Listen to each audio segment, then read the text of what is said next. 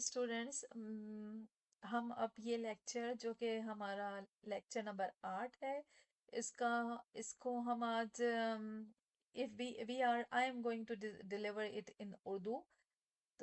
तो और जो जो जितने सारे स्टूडेंट्स हैं जिनको इंग्लिश को समझने में मुश्किल है, वो ये मेरा लेक्चर जो है वो उर्दू लैंग्वेज में समझ सकें।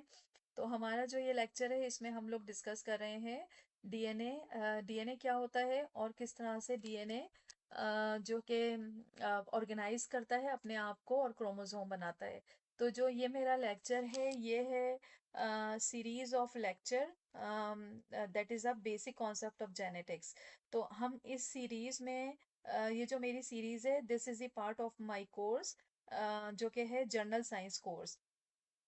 सो इन जनरल साइंस कोर्स में हम पढ़ रहे हैं different concepts of general science. And for example we are हम जो इस कोर्स में पढ़ेंगे कि बेसिक कॉन्सेप्ट फिजिक्स के क्या होते हैं, बेसिक कॉन्सेप्ट केमिस्ट्री के क्या होते हैं, बेसिक कॉन्सेप्ट जो है वो बायोकेमिस्ट्री के क्या होते हैं। तो साइंस की जितनी भी फील्ड्स हैं और साइंस की जितनी भी डिसिप्लिन है, उनके बेसिक कॉन्सेप्ट हम पढ़ेंगे अपने इस जनरल साइंस कोर्स में। तो ये जो मेरा दिस पार्ट ऑफ कोर्स जो है वो है हमारे बेसिक कॉन्सेप्ट ऑफ जेनेटिक्स। और इस बेसिक कॉन्सेप्ट ऑफ जेनेटिक्स में जो हम आज का टॉपिक पढ़ रहे हैं वो है कि डीएनए क्या होता है और डीएनए किस तरह से ऑर्गेनाइज होता है और क्रोमोसोम बनाता है। तो सबसे पहले हम ये समझने के लिए कि डीएनए क्या है और डीएनए किस तरह से ऑर्गेनाइज होता है हायर लेवल स्ट्रक्चर में, दैट हम जिसको कहते हैं क्रोमोसोम। तो हमें ये समझने के लिए कि क्रोमोसोम किस तरह से बनता है, हमें पता होना चाहिए कि डीएनए क्या होता है, क्योंकि डीएनए क्रोमोसोम जो बनता है वो डीएनए से ही बनता है। तो हमारा डीएनए क्या होता है, सबसे पहले हमें ये देखना है। डीएनए जो है वो है, उसका हम अगर पूरा नाम लें तो वो है डिऑक्सी राइबो न्यूक्लिक एसिड। तो ये जो है हम इसको डीऑक्सी कहते हैं, क्योंकि हमारे जो जो डीएनए का स्ट्रक्चर है, सबसे पहले हम उसे देखेंगे, फिर हम ये देखेंगे कि हम इसे डीऑक्सी राइबो न्यूक्लिक एसिड क्यों कहते हैं। तो सबसे पहले हम ये देख लेते हैं कि डीएनए होता क्या है। डीएनए एक्चुअली होता क्या है। डीएनए जो है वो अ, अ, बहुत सारे जो न्यूक्लियोटाइड्स हैं, न्यूक्लियोटाइड्स या बेसिक यूनिट ऑफ डीएनए, वो जब आपस में ज्वाइन होते हैं एक दूसरे के साथ via phosphodiester bond and the hydrogen bond, so जो जो स्ट्रक्चर बनाते हैं हम उसे कहते हैं डीएनए। जो जो डीएनए है वो पॉलीमर ऑफ न्यूक्लियोटाइड है। Polymer of nucleotide means many many many 100,000 monomer join with each other and making a molecule of DNA. So monomer क्या है इस पूरे स्ट्रक्चर में? DNA is a polymer. So DNA if a polymer है तो इसमें monomer क्या है? मोनोमर है न्यूक्लियोटाइड। ओके, तो न्यूक्लियोटाइड का सबसे पहले हम स्ट्रक्चर देख लेते हैं क्या होता है। न्यूक्लियोटाइड जो होता है वो, हर जो न्यूक्लियोटाइड है वो बना होता है एक राइबो डीऑक्सी राइबोज शुगर के से, जो कि ज्वाइन होती है वन ऑफ द बेस। हमारे पास जो नेचर में बेस होते हैं डीएनए के, वो चार होते हैं: एडेनिन, ग्वानिन, थायामीन और cytosine. So these adenine, guanine, thymine and cytosine जो है, इनको हमने दो ब्रॉड क्लासेस में डिवाइड किया है, प्योरेन एंड pyrimidine। सो दो डिफरेंट जो है ब्रॉड क्लासेस में चार डिफरेंट न्यूक्लियोटाइड्स होते हैं, और हमारे डीएनए में चार डिफरेंट टाइप ऑफ बेस होते हैं। और जो डीएनए है, डीएनए में जो है डीएनए का जो न्यूक्लियोटाइड है वो किस तरह बनता है? एक बेस और एक राइबो डीऑक्सी राइबोज शुगर, वो ज्वाइन होती है, और एक फॉस्फेट बॉन्ड उसमें ज्वाइन होता है। ये तीनों चीजें जो मिलके बनाती हैं वो एक न्यूक्लियोटाइड बनाती हैं। और on the basis of number of phosphate means atom present in the nucleotide, हम इसको कहते हैं डाई न्यूक्लियोटाइड, ट्राई न्यूक्लियोटाइड और मोनोन्यूक्लियोटाइड। तो डीएनए के स्ट्रक्चर को समझने के लिए हमें सबसे पहले ये समझना है कि न्यूक्लियोटाइड क्या होता है। तो न्यूक्लियोटाइड होता है एक जिसमें एक डिऑक्सी शुगर होती है, एक प्योरिन और प्राइमरीन बेस होता है, और एक फॉस्फेट एटम होता है। ये तीन जो है चीज़ें मिलके एक न्यूक्लियोटाइड बनाती हैं। जब मैनी डिफरेंट टाइप, बहुत सारे nucleotide, several hundred thousand nucleotide एक दूसरे से ज्वाइन होते हैं वाया फास्फोडाइस्टर बॉन्ड, तो वो बनाते हैं a single helix of DNA. और ये जो सिंगल हेलिक्स यानी कि सिंगल एक एक एक डीएनए का एक व्हाट वी से थ्रेड, अगर मैं कहूँ थ्रेड और एक धागा, और ये दोनों जो थ्रेड होते हैं डीएनए के, वो एक दूसरे के ऊपर कॉइल होते हैं और ये बनाते हैं वन मॉलिक्यूल ऑफ डीएनए, एक मॉलिक्यूल ऑफ डीएनए। अब यहाँ से हम देखेंगे डीएनए का एक मॉलिक्यूल किस तरह से अपने आप को ऑर्गेनाइज करता है और वो क्रोमोसोम बनाता है। तो हम यहाँ से देखते हैं डीएनए की जो ऑर्गेनाइजेशन है उसके सेवरल डिफरेंट लेवल्स हैं, फ्रॉम 8, मतलब पहले लेवल से लेके 8वें लेवल तक। और हम पहले लेवल से शुरू करते हैं, जो पहला हमारा लेवल है, पहला लेवल, फर्स्ट लेवल, तो वो है हमारा अ मॉलिक्यूल ऑफ डीएनए। तो एक मॉलिक्यूल और डीएनए क्या होता है, एक मॉलिक्यूल ऑफ डीएनए वो होता है जिसमें दो डीएनए के जो है धागे हैं वो एक दूसरे के ऊपर क्वाइल होते हैं। तो फिर ये हमारा पहला लेवल है। अब दूसरे लेवल में क्या होता है, दूसरे लेवल में ये जो हमारा डीएनए का एक मॉलिक्यूल है, ये एक प्रोटीन होती है जिसको हम ऑक्टेन के हिस्टोन कहते हैं, उसके ऊपर ये कॉइल हो जाती है।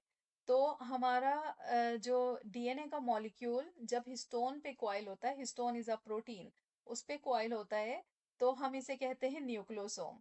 सो ये सेकंड लेवल, मतलब दूसरा लेवल है ऑर्गेनाइजेशन का। तो उसके बाद क्या होता है, इस ये मॉलिक्यूल, ये कॉम्प्लेक्स जो बनता है डीएनए के कॉइल होने के बाद हिस्टोन प्रोटीन के ऊपर, इसको हम कहते हैं न्यूक्लियोसोम। सो न्यूक्लियोसोम जो है वो दूसरा लेवल है ऑर्गेनाइजेशन का। अब जब न्यूक्लियोसोम एक दूसरी प्रोटीन जिसको हम कहते हैं H1 हिस्टोन, उससे बाइंड होता है, तो हम इसको कहते हैं क्रोमेटोसोम।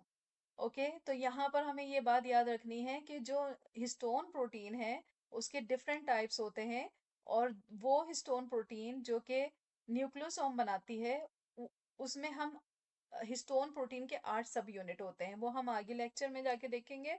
लेकिन यहाँ पर हमें जो डीएनए का सेकंड लेवल ऑफ ऑर्गेनाइजेशन है, यहाँ हमें ये देखना है कि हमारे पास जब ये डीएनए का मॉलिक्यूल है, ये डीएनए का मॉलिक्यूल जब हिस्टोन प्रोटीन पे अपने आप को कॉइल करता है, तो ये बनाता है न्यूक्लियोसोम। एंड न्यूक्लियोसोम जो है वो क्या होता है, न्यूक्लियोसोम के साथ एक हिस्टोन प्रोटीन अटैच होती है, वो बनता है क्रोमोटोसोम। अब क्रोमोटोसोम जो है वो किस तरह से आगे चलता है, क्रोमोटोसोम जो है बहुत सारे क्रोमोटोसोम एक दूसरे पर कॉइल होते हैं और बनाते हैं 30 नैनोमीटर फाइबर। जब 30 नैनोमीटर फाइबर अपने आप को मजीद कॉइल करते हैं अपने ही ऊपर, तो वो बनाते हैं 300 नैनोमीटर लूप। 300 नैनोमीटर लूप मजीद कॉइल होता है और वो बनाता है 250 nanometer fibre. And then 250 nanometer fibre मजीद कॉइल होता है अपने आप पर, फिर बनाता है 7 nanometer fibre. And then this 250 nanometer fibre जो होता है मजीद कॉइल होता है अपने ऊपर आफ्टर 7 नैनोमीटर, एंड मजीद थिक स्ट्रक्चर बनाता है जिसे हम कहते हैं क्रोमोसोम। तो यहाँ ये हमने यहाँ पर देखी है कि डीएनए किस तरह से कॉइल होता है और बनाता है क्रोमोसोम। तो हमें यहाँ पर मेन मेन बातें याद रखनी है। पहली बात हमें ये याद रखनी है कि हमारे पास डीएनए होता है, a molecule of DNA. A molecule of DNA, एक मॉलिक्यूल डीएनए का क्या है, दो डीएनए के सिंगल थ्रेड जो एक दूसरे पर कॉइल होते हैं। फिर ये मॉलिक्यूल ऑफ डीएनए क्या करता है, एक प्रोटीन होती है हिस्टोन, उसको उसके ऊपर कॉइल होता है और एक स्ट्रक्चर बनाता है जिसे हम कहते हैं न्यूक्लियोसोम। न्यूक्लियोसोम एक दूसरी प्रोटीन H1 प्रोटीन से अटैच होता है और बनाता है क्रोमेटोसोम। क्रोमेटोसोम अगेन अपने ऊपर कॉइल होता है और बनाता है 300 nanometre fibre, and this fibre मजीद को 300 नैनोमीटर लूप, दिस लूप मजीद कॉइल होते हैं एंड फाइबर बनाते हैं, फाइबर मजीद कॉइल होता है और क्रोमोसोम बनाता है। तो अब यहाँ हम देख लेते हैं कि क्रोमोसोम का स्ट्रक्चर क्या है, एंड देन हिस्टोन प्रोटीन जो हमने देखी है, पढ़ी है पहले आगे, मतलब पहली स्लाइड में, वो क्या होती है।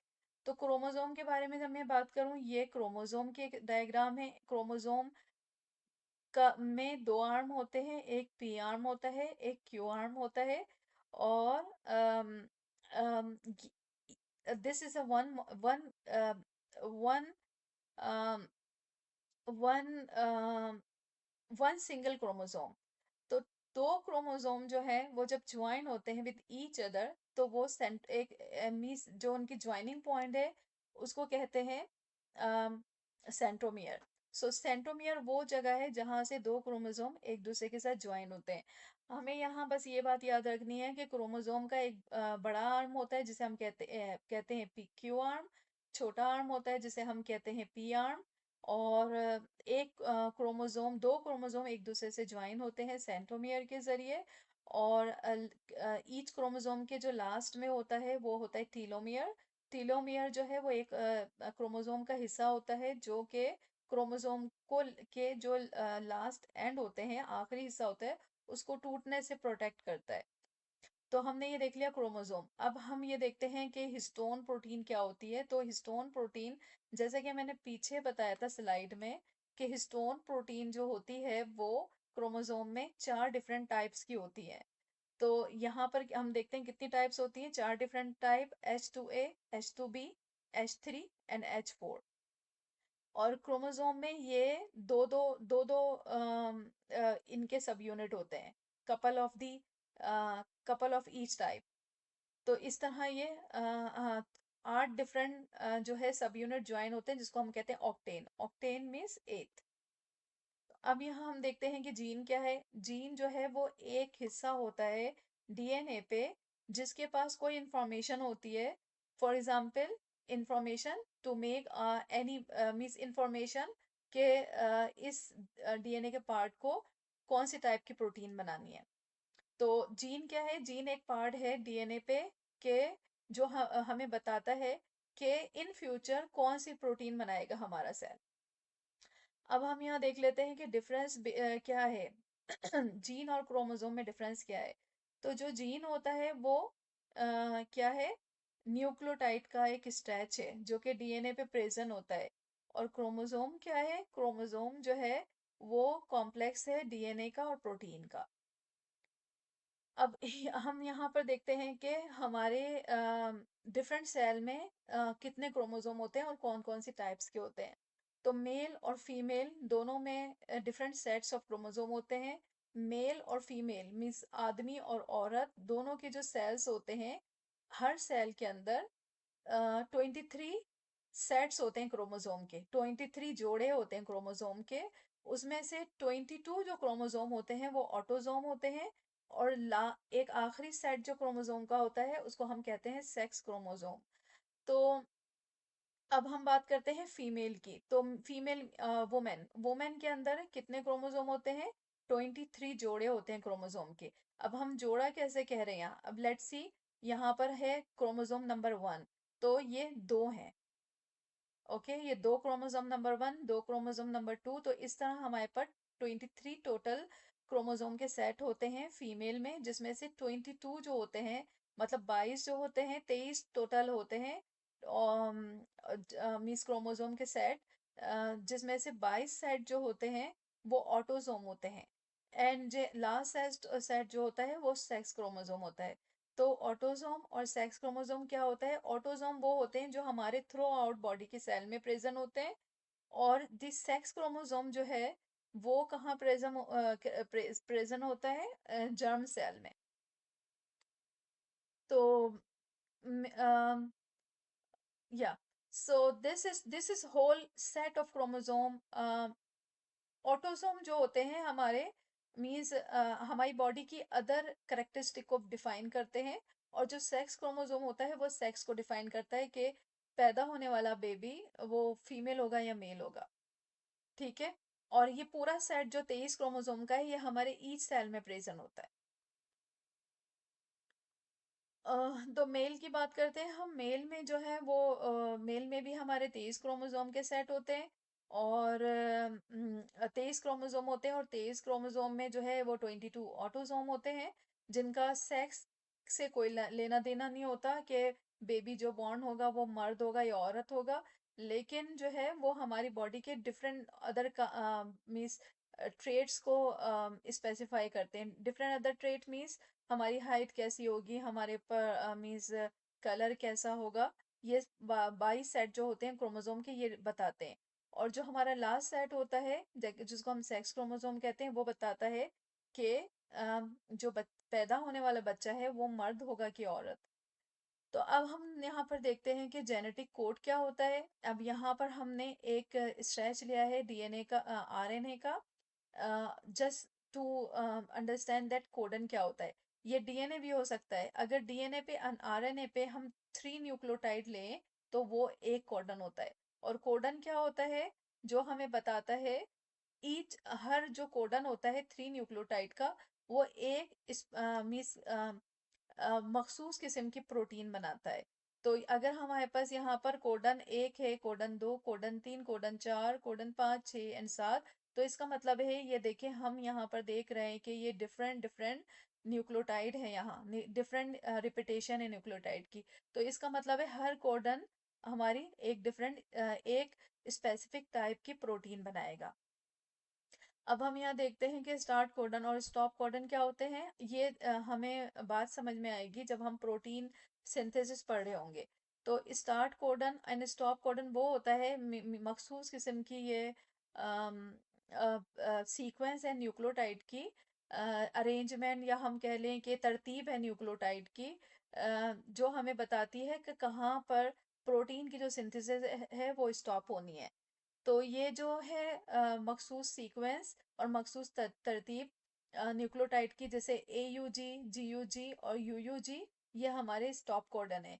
जब ये कोडन हमें आते हैं प्रोटीन सिंथेसिस में, तो प्रोटीन सिंथेसिस स्टॉप हो जाती है और प्रोटीन सिंथेसिस स्टार्ट हो जाती है। I am sorry. तो ये AUG, GUG and UUG, these are the start codon.